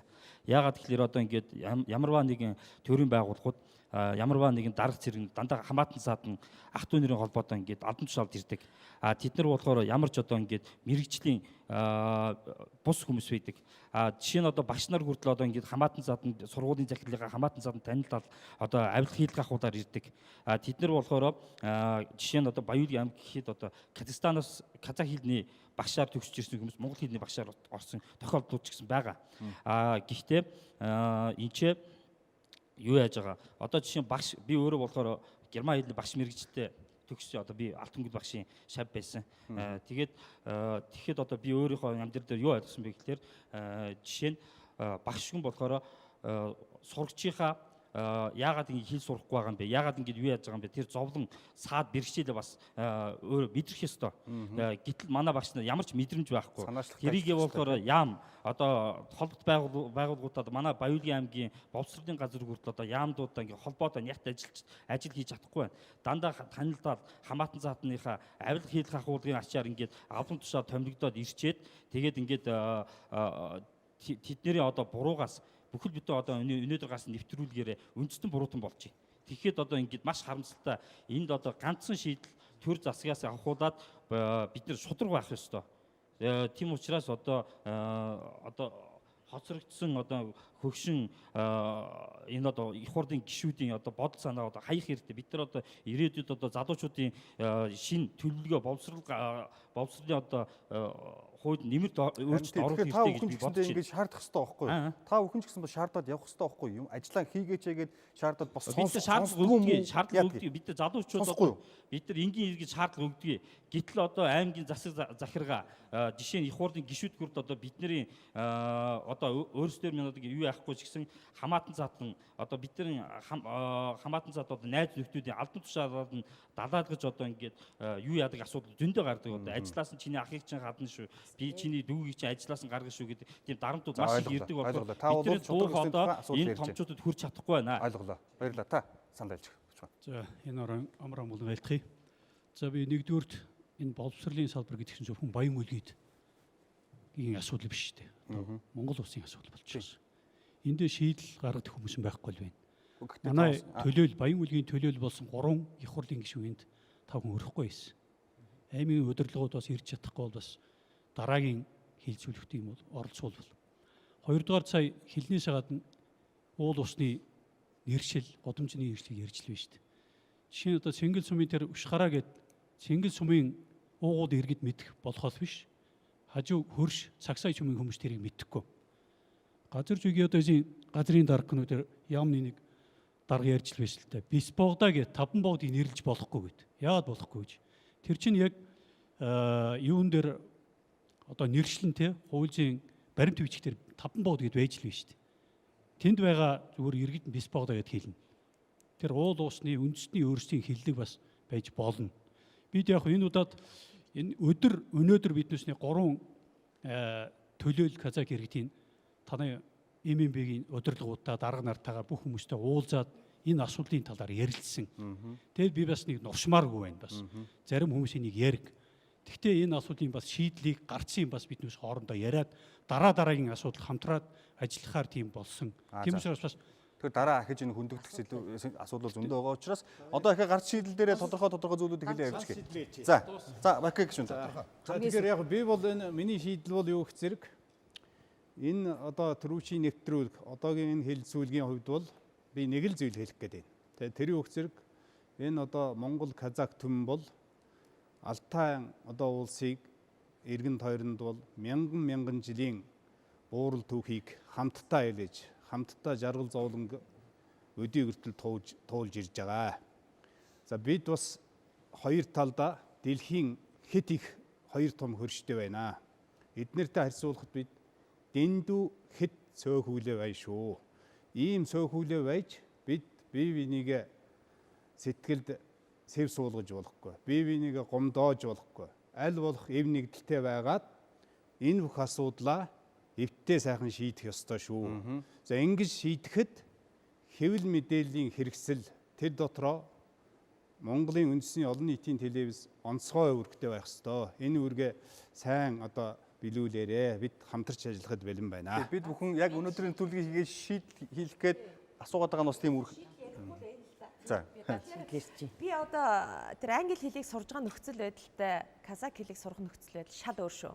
1700 км-т алс байгаа. Ихэнх нь малчид тэр хүмүүсийн гадаад хэл сурах, хоёр дахь хэл сурах боломж Улаанбаатарт байгаа Баян айлын тансаг хүүхдийн, мөнгөтэй хүүхдийн англи хэл сурахтай харьцуулж ярьж бас болохгүй шүү те. Тэгэхээр би ганцхан шийдэл хийлье. Хос хэлний боловсролын бодлого гэж би түрүүнд нэгсэн. Би энийг хос хэлний боловсрол болон соёлын бодлого гэж нэмэхгүй болохгүй мэн гэдэг энэ хэлцүүлгээс харлаа. Байж байгаа. Сэтгүүлчдийн хандлага тий ер нь манай үндэсний олон хүмүүсийн хандлага ямар байна вэ гэхээр үл ойлголцол байна. Тэгэхээр энийг арилгадаг арга зам нь юу вэ гэхээр олон соёл хоорондын харилцан ойлголт. Казакийн ард түмэнд Монголын ард түмнийг ойлгох, Монголын ард түмэнд казакийн ард түмний соёл, түүх, уламжил, ёс заншлыг ойлгох энэ бодлого, соёлын бодлого зэрэг явахгүйгээр одоо ингээд сошиалыг чарсан, энд байгаа уран сэтгэлийг чарсан гэсэн дандаа буруутгасан. Тухайн ард түмнийг буруутгасан байна гэдэг бол би эмзэглэж гомдол авахур мөчөд төсөөлөл казакууд нэг тэгдэг. Казакууд тусгаар тогтноход байгаа. Казакууд монгол хэлийг сурахгүй байгаа гэсэн энэ прежудис гэж шилдэгий. Ухар мөчөд төсөөлөл манай үндэсний олонх дотор байна. Энийга сэтгүүлч нь байна уу? Оюутан нь байна уу? Боловсролын хүн байна, Монгол хэлний хүмүүс байна. Засаач. Бидний хандлагаас энэ үүдэлтэй шүү. Бид нар эхлээд өөрсрөө харах хэрэгтэй. Ганц асуу. За өмнөрөө юм шиг. Дараа нь би дуусгая. Энэ бол маш чухал зүйл байхгүй юу? Энд бол ганцхан одоо казакийн ард түмэн, Баян-Өлгий аймгийн ард түмэн бол бид бол харилцсан бие биенийхээ соёлыг хүнддэг ард түмэн. элтний одоо түүхтэй гэд би түрүүн хэлсэн. Ганцхан зүйл одоо энэ анхаармаар. Баян-Өлгий аймагт монгол хэлээр явдаг орчин гэр зэрэг бүрдэж байна вэ? Мэдээллийг бол хаанаас олж авч байна? Монголын телевиз радио одоо Баян-Өлгий аймагт хэр зэрэг гарч байна? Хэр зэрэг ард түмэн үзэж байна уу? Энийг бас бодмоор байгаа байхгүй юу? Тэгжвэж монгол хэлээр сурах ёстой. Монгол хэлээр юм мэдээлэл болж авдаг орчин сайн бүрдүүлээч Баян-Өлгий аймгийнхаа гэж би хэлмээр байна. За би нэг хамгийн сүүлийн шийдэлж байж магадгүй. Ер нь дэлхийн хүнийг бид нэр бэлтгэж байгаа бол зөвхөн Монгол биш шүү дээ. Дэлхийн хүнийг бэлтгэж байгаа бол бид нэр олон соёлын бодлогыг хэрэгжүүлэх ёстой. За энэ олон соёлын бодлогыг хэрэгжүүлэхийн тулд өнөөдрийн хүртэл хийж ирсэн энэ судалгааг харахаар дандаа гадны хүмүүс хийсэн байгаа байхгүй юу? 2005 онд одоо 2010 онд хүний эрхийн комиссаас бусад судалгаанууд бол дан гадны байгууллагууд. Тэгвэл яагаад суурь судалгааг монголчууд бид нар өөрсдөө казах монгол бүгд одоо мэргэжлийн улсууд цуглаад энэ суурь судалгаа хийгээд хос хэлний бодлогыг үнэн утгаар нь хэрэгжүүлж болохгүй гэж. Инхээр олон улсын эрдэнэ шинжилгээний хурал одоо жишээ нь энэ байгуулагдаад одоо Канад багш ажиллаж байгаа байгууллага зөвхөн 8 жил болж байна. 8 жилийн хугацаанд бид нэр үр дүн нэх боломжгүй шүү дээ. Тэгэхээр 8 жилийн хугацаанд гаргасан энэ бүх үр дүнгээ одоо хурал хийж олон улсын хурлууд хийж бид нар танилцуулах хэрэгтэй. Тэрнээс бид нэр шийдлийг олох ёстой байхгүй. Тэгэхээр эрдмийн аргаар судалгааны одоо судалгааг зөв хийгээд тэрэн дээр сурвалжлагч нь ч бай, Яагаад 8 жилийн хугацаанд үр дүн гарч болохгүй? 1 жил 3 жилийн дотор тэгвэл тэр хаягжилт өөрчлөлт хүмүүсийн хандлага өөр болсон. Судалгаа гэдгийг заавал газар дээр гэвэл болж байгаа байхгүй юу? Хийж тэрийгэ нэгтгэн дүгнжиж гардаг юм байхгүй юу? Тэгэхээр зэрэг энэ олон судалгааг нэгтгээд нэгдсэн бодлогод нөлөөлөх ёстой. Тэгэхээр энэ олон үйл явц өөрийнх нь судалгааны үйл явц гэж байгаа. Тэр үйл явцыг дамжиж цаашаага төр засагт нөлөөлөх тэр бодлого чинь суурь судалгаан дээр түшиж гарах ёстой. Тэгэхээр суурь судалгааг бүгд хамтарч хийх ёстой байхгүй юу? Түрүү чи яжсэн дуусчих түрүү тасалчихсан. Тэгэхээр эрхэдлэгч хүүхэд ер нь бол нэг бүхэл бүтэн аймгийн хүн амын эрх зөрчигдөж байгаа асуудал ярьж байгаа энэ үед бол үүрэг хүлээгч төрийн хувьд энэ дутагдаад байгаа эрх зүйн орчиндх хийдлээ бас арилгах хэрэгтэй. Энэ дээр одоо суурь судалгааны тухай асуудал энэ ярьж энэ зөв. Тодорхой хэмжээгээр бодлого гэдэг хуурай байдлаар ингээ ерөнхий байдлаар гаргацдаг. Энийг хэрхэн яаж хэрэгжүүлэх юм? Юу дутагдаад байгаа юм? Ямар хүний нөөц санхүүгийн нөөц дутцаар энийг энэ зорилгодоо хүрэх юм. Энэ төлөв юм байхгүй. Уг нь бол хууль тутамжийн хууль гарснаас хойш энийг эрх зүйн орчин гэдэгт хэрхэн яаж ямар төсөв санхүүгээр хүртэл энд үүнийг хэрэгжүүлэх вэ гэдэг нь хүртэл тодорхой байх ёстой гэдэг ийм эрх зүйн ойлголтод хүрчээд байгаа хэрнээ одоо бол энэ сурах хүчиг болоод багш нарын хангалтгүй байдал гэдэг чинь ерөөсө төсөв санхүүгийн асуудал дутагдaltaй байна л гэж. Эрх зүйн орчин ер нь бол дутагдaltaй байна гэсэн. Тэгэхээр зэрэг асуудал хариуцсан төрийн захиргааны төв байгууллагын боловсрол соёл шинжилгээ ухаан спортын яам дээр өөрөө оройлоод ажиллах хэрэгтэй. Энд төр буюу одоо дээдлийн шийдвэр гаргах байгууллага улсын их хурл засгийн газар нутгийн захиргааны байгууллагын энэ дунд өөрсдөө энэ дээр судалгааны асуудлуудаа хүртэл шийдээд байгаа шүү дээ. Яг судалгааг өөрөө сая бас хэллээ нэггүй л багш. Ганц ч удаа өөрсдөө Монголын төр хариуцж байгаа биш. Тэгэхээр зэрэг төсвөө гаргахгүй байна гэсэн үг байхгүй юу? Ер нь шийдэлт ийм дутуу байгаа. Төсөв байхгүй. За давж байгаа. Одоо бид нар чинь студ дээр ингээд боловсролын тухай одоо казах иргэдийн хос хэлний тухай яриад энэ чи юу шийдэхгүй миний бодлоор. Энэ болохоор төрийн одоо төрийн зүгээс шийдэгдэх асуудал. Тэгээд энэ чинь улсын их хурлын гишүүд бас анхаармаар байх юм. Одоо бид нарыг үзэж байгаа би улсын их хурлын гишүүд бас мэд хүргмээр байна. Яагаад гэвэл манай улсын их хурлын гишүүд тойрогт очоод зам барина, гүүр барина, сургууль дотор байр байна. Гэхдээ манай их хурлын гишүүд ард түмний соён гээгэр талаар ерөөс анхаарал тавьдаггүй. Ард түмний боловсролын талаар ерөөс анхаарал тавьдаггүй. Ард түмэн өөр юу хүсэж байгаа энэ ирээдүйд одоо ямар ард түмэн болохыг одоо Монголын ирээдүйд юу болохыг ерөөсөө тэднэрт анхаарал тавьдаг. Дандаа ингээд 4 жилдээ юу хийж ард түмний тархийг угаах уу, юу хийж одоо би кок авах уу, оноо авах уу гэдгээд боддгийг. Хитэн сургууль бариад хитэн доктор бариад тэгээд дараагийн сонгуульдаа улирлан дэвшээд явцдгийг. Тийм учраас одоо их хурлын гишүүдэд одоо ард түмнийхээ одоо соён гээгэр тал дээр боловсролын тал дээр анхаараач энэ дээр ажиллаач гэж хүснээр байна. Баярлалаа. Баярлалаа. За яа доктор энд хэлээд ганцхан хариулт. За юу гарц гаргалгаа гэдэг дээр бол нэн тэргуунд эхлээд судалгаа хийх хэрэгтэй байх гэж бодоод байгаа. Юу вэ гэхээр яг тэр газар дээр нь хичнээн хүн үнэхээр монгол хэлээр сурах гэж байгаа хэдэн хүн байгаа юм тий. Казак хэлээ эхэлж 1-р ангид орохдоо хэдэн хүн сурах гэдэг байгаа. 2-р ангид монгол хэлээ хэдэн хүн энэ дээр том гарц гаргаа. Нөгөө талаас нь тэр аймагт нь хос хэлийг хэрэгжүүлэх бодлогыг өгөх биш. Илүү энэ төрлөө авах тэр ажлыг хийх хэрэгтэй болов гэсэн шийдлээ. Би яг газар дээр ажилласан 2 сэтгүүл ярим цэг Бацын хоёроос асуумаар байна л да. Сая өнөр үеийн докторын хэлдэг шиг тийм орчин бүрдүүлэх тал дээр одоо жишээл ингээд монгол хэлээр гардаг хичнээн телевизийн сувг байна тий. Тэднийг үздэм байх уу? Тэнд одоо монгол соёл түгээх, соёл урлагийн үзлэг үзүүлбэр одоо юу гэдэг юм хэр очдсон байна. Үйлчлэгээ хэр үзүүлдэм байна. Яг аймгийн төв дээр бол бүгдээрээ монгол сувг үздэг тий. Монголчуудтайгаа цуг ингээ байдаг учраас монгол хэл сурах нөхцөл бололцоо харьцангуй сайн байгаа бах гэж бодож байна. Сайн байсан. Жишээлбэл энэ жил монгол хэлээр сургалт одоо үндсэн хөтөлбөрөөр сургалт явуулдаг 2-р сургууль дээр гэхэд чинь казах хүүхдүүд маш их орж байна. Яг гэвэл тэд нар бас энэ нийгмийн баялгаас тэгш хүртэх гэж монгол хэлийг сайн сурахын тулд тэр сургуульд орох хүсэл эрмэлзэл нь илүү их болсон байна. Ингээд эхний 1-р ангид гэхэд хөдөө штэ. 8 бүлэг хүүхд 1-р ангид элсэлт авсан байх жишээтэй тий. Тэгэхээр хүсэл эрмэлзэл бол байна уу байна.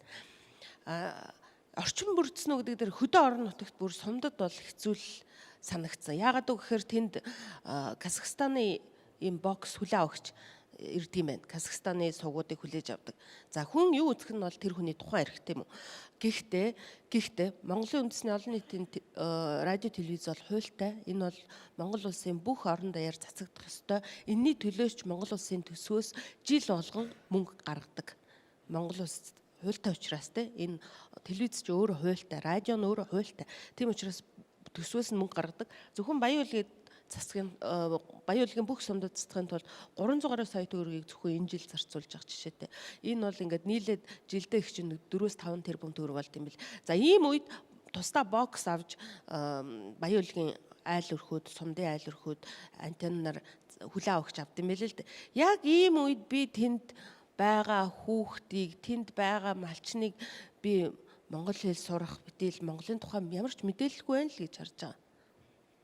Энэ бол бас хууль хэрэгжихгүй байгаа нэг үндэслэл гэж бид хоорондоо ярилцсан. Харилцаа холбооны зохицуулах хорооноос асуусан. Ер нь бол цаашдаа бол энэ дээр хууль эрх зүйн одоо хүрээнд шийдэгдэнэ гэсэн ийм хариултыг бидэнд өгсөн л дөө. Хүүхдүүд бид нарыг яагаад хүүхдүүдээс ярилцлага авсан бэ гэд ярьж байна. Ерөнхийдөө бол бидний тойл хүүхд штэ. Хүүхд л байдаг. Би бол тэгж л бод. Томчууд бол дандаа юм хотлоо нуудаг штэ. Гэхдээ яг бид нарт хэлсэн, ярьсан. Бид нар энэ асуудлыг өдий зэрэг ийм төвшөнд гаргаж ирсэндээ бол би баяртай байна. Казахын Баян-Өлгийн хүүхдүүдийн эрхэн зөрчигдөж байгаа. Элсэлтийн ерхий шалгалтанда тэд нар физик, математик ямар супер байна. Орос хэлэндээ ямар супер байна. Яагаад монгол хэлэндээ муу болохоор одоо бүх шалгалтууд монгол хэл суурь шалгалт болсон. Ийм үед би тэр хүүхдүүд өнөөдөр намайг муу хэлж иж болно. Гэхдээ 5 жилийн дараа, 10 жилийн дараа баярлна. Тэр хүүхдүүдийг энэ улсад ирээдүйн хариуллаа юмч болох, ирээдүйн супер алтангүл багш болоход би тусалж байгаа гэж бодож байна. Төрийн албан хаагчийн шалгалт өгөх гэхдээ бас монгол хэлний шалгалт авдаг болсон шүү дээ. Тэгэхээр тэнд бол зайлшгүй шаардлагатай сурах шаардлага хэрэгцээ байна. Тий одоо тодорхой шийдлийн тухайд байна шүү дээ. За олон зүйлүүд төр төрийн бодлого за тэр нь бодиттой тодорхой ажлаас эхлэх ёстой. Би 3 зүйл өглөө. Тэр Баян-Өлгийн аймагт энэ хэлний боловсрол юуг хариуцж байгаа тэр газрын эхлээд шалгах, ажлаа хууль хэрэгжүүлж байгааг шалгах. Хоёрдугаар бүх монгол хэлний багшаас нь шалгалт ав. Монгол хэлийг үнэхээр тэр багш нар нь хэн мэдж гинэ гэдгийг шалга.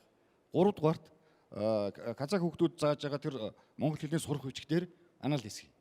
Энэ үнэхээр одоо энэ хүүхдүүдийн шаардлагыг хангах үз сурах хөвчг байна уу гэдэг дээр. Энэ зүйлээс л эхлэлтэй.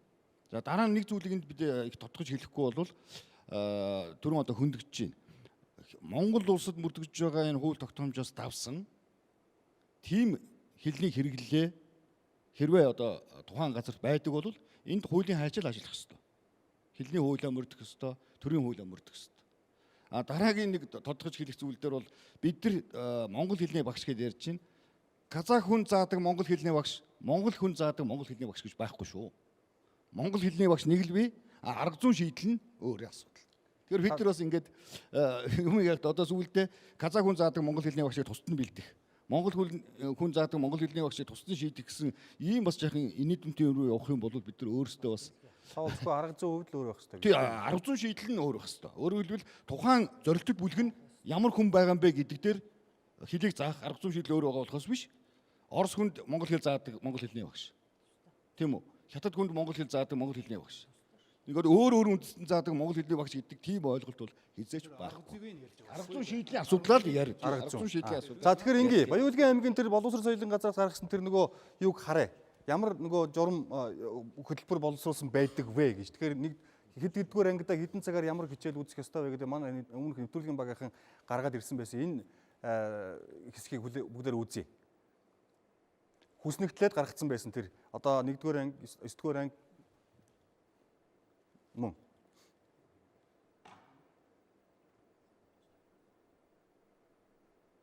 (2014 онд Баян-Өлгийд аймгийн иргэдийн төлөөлөгчдийн хурлаас хос хэлээр сургалт явуулдаг сургуулийн талаар баримтлах аймгийн бодлого чиглэлээ баталсан байна. За энэ төлөвлөгөөнд хос хэлээр сургалт явуулдаг сургуулийн сургалтын төлөвлөгөө нь үндэсний цөөнхийн хүүхдүүд их хэл соёлоо хадгалахын зэрэгцээ төрлөх хэлнийхээ дэмжлэгтэйгээр төрийн албан ёсны хэлний дээд боловсрал олгоно гэж тусгажээ. За ингэхдээ бага боловсролын төвшөнд 2 дугаар ангиасаа төрийн албан ёсны хэлийг судалж эхлэх бөгөөд монгол хэлээр ярих итгэлтэй хэрэглээ бий болгоно. Бүрэн дунд боловсролын төвшөнд казак хэл, уран зохиолын хичээлээс бусад бүх хичээлийг монгол хэл дээр судлана гэсэн байна. Гэтэл энэ бодлого чиглэлээ бүрэн хэрэгжүүлж чадаагүй. Ингээд зогсохгүй монгол хэл, уран зохиолын хичээлийн цагийг багасгах тохиолдол гарч байна гэлээ. За. Ингээд байгаа юм. За тэн дээрээ бол юу байлаа? Доотлын нэг тайлбар хэсэг байдгийг. Тэн дээрээ сургууль багш нар эрхийг олгосон 268 цаг байдаг. Яг тэрийг бол Монгол казах хэл болон монгол хэл уран зохиолыг судална гэд бичсэн юм байж байгаа байхгүй юу? Түрүүн тэр тэрийг бол гаргааг ингээд хэлсэн байлаа тийм. Бид нэр сургах биш судлах хэмжээнд яваад байна. Сургая гэдэг багш хэлжээ л шүү дээ. Тэгцэн учраас тэгээд байгаа юм шүү дээ. Харин тэгээд тэр чинь яагаад тэгж яана гэвэл яг тэрүүгээрээ бол хоёр тэр цонгох биш. Тэр яг сургууль багшийн тий сургууль багш нарын эрхэнд хичээл цаг зааж өгсөн байгаа 268 цаг. Тэр цагаараа казах хэл болон монгол хэл уран зохиолын хичээлийг судална гэж заасан байгаа. Тэр бол хасавч бүр нэмэгдэх боломжтой байгаа байхгүй юу? Тэр яагаад нэмэхгүй байгаа юм бэ? Яагаад тэгсэн бэ? Боломж байна гэдээ ахыг тэгсэн мөрт нэмэхгүй шүү дээ. Өөр хассан гэж энд яриад байгаа байхгүй юу? Харин яагаад тийм хассан харагдаад байгаа гэвэл тэр казах хүүхд бол 7 хоногийн цагийн ачаал нь монгол хүүхдээс 2 цагаар илүү байдгийг. Илүү. Тэр өдрийн ачаал нь бас нэмэгдээд явдаг. Өдрийн ачаал нь 7-оос 8 цаг. 8 цаг. Энэ дээр юу харагдаад байна гэвэл нэг өглөө 8-аас 90 тий? Өглөө хотоодоо бүр 2 цаг хүртэл хичээлнэ. Тэгээд дараагийн ээлжийн хичээл байна. Тэр чинь зохицуулж болно шүү дээ. Тэрийг зогсуулж байгаа нь тэр байхгүй юу? Тэгээ нэмэгдүүл зохицуулахаар ямар хэрэггүй тэр чинь. Харин тэр цагаар нэмэгдүүл зохицуулах боломжийг ингээд бичээд өгсөн байхгүй юу? Тэр өгсөн байна. Ахлах ангид монгол хэлээр одоо тэр казах уран зохиол хэлний хичээлээс бусад хичээл бол монгол хэлээр явна гэдэг чинь хэрэгжихгүй байгаа байхгүй юу? Тэрийг бол та бол эсэргүүцэж хэрэггүй. Тэр чинь хэрэгжихгүй байгаа байхгүй юу? Тэгэлэр 12 дугаар анги төгссөн хүүхэд монгол хэлгүй ирж байгаа байхгүй юу? Тийм. Олон сургуультай гэж. Харин ийм сая энийг бол харин ийм байхгүй юу? Энд боловсролын сайд тэр хичээл болгоныг зоогоо цагийн ард нь тавьсан байна шүү дээ. Тэн дотор казак хэл орж ирэх хэрэгтэй шүү. Хэрвээ үнэхээр хос хэлний сургалт явдгийм бол ягаад казак хэл одоо сурах цагийн ороод ирсэн байна. Орж ирж байгаа. Ороод ирсэн байна. Үгүй тэр чинь аймаг өөрөө зохицуулна уран зохиолын харин тэгж байгаа байхгүй юу? Хэрэг төгөөсөө зохицуулсан бол тэр хүмүүс уран зохиолын цагаас хасаж казак хэл дээр тавихгүй байхгүй. Төрийн бодлого байхгүй гэдэг чинь ингээл бүх юм дээр илэрч гарч ирээд байгаа. Тэр аймаг казак хэлний цаг гэд боловсролын ам баталж өгөөгүй хахад хаанаасаа цаг гаргаж ирэх юм. Аль нэг хичээлийн цагаас хасж ижил казак хэлний цагийг гаргаж ирж байгаа байхгүй. Энд чинь би Монгол улс казак хэлнийхаа бодлогыг хос хэлнийхаа сургалтын бодлогыг гаргаагүй учраас сайд нь ийм казак хэл заах цаггүй хөтөлбөр боловсруулчаад тэрийг 8 цаг. За баярлалаа. Тэгэхээр цаг дуслаа. Бид өнөөдөр бас чухал сэдв хүндсэн учраас 15 минут сунгаж өнөөдрийн хэлцүүлгийг хийсэн чигүүдийг хэлээ. Тэгээд сунгасан цаг маань дуусчлаа. Тэгээд та бүхэндээ баярлалаа. Баян-Өлгийд аймаг бол одоо 80 жилийн ойгоо эх жил тэмдэглэнэ. Тэгэхээр энэ 80 жилийн ойн босгон дээр бид бас энэ чухал асуудлыг хөндөж аваад хэн нэгнийг болон чах гэж өнөөдөр оролцсонгүй. Асуудлыг хэлцлээ. Хос хэлний бодлого баримтлах хэрэгтэй юм байна. Заах арга зүй дээр анхаармаар юм байна. Тэгээ одоо хэнийг ч одоо орхигдуулж болохгүй. Энэ бүх нийтийн боловсролд бол бүх нийтийг хамруулах ёстой. Тэгэхээр энэ анхаарлаа хандуулах ёстой гэж үзсэн. Тэгэхээр Баян-Өлгийд аймаг бол 105,000 гаруй хүн амтгаас 90,000 гаруй нь бол казак үндэстэн байдаг. Тэгээд ийм хүмүүс байна. За төрийн өмчийн 37%, өмчийн 6 буюу нийт 43 сургууль байд юм байна. Энэ сургуулиудад монгол хэлээр заах цаг нь ихсээсээ арга зүйгээ бас багш нарын арга зүйгээ сайжруулаасаа багш нараа сургаасаа сонгогдсон төрийн түшээд нь ажилласаа хийгээсээ бас та бүхний шаардлага хүлээж авдаг байгаа цаг гэж хүсэж байна. Баярлалаа үзэгчдээ. Баяр та.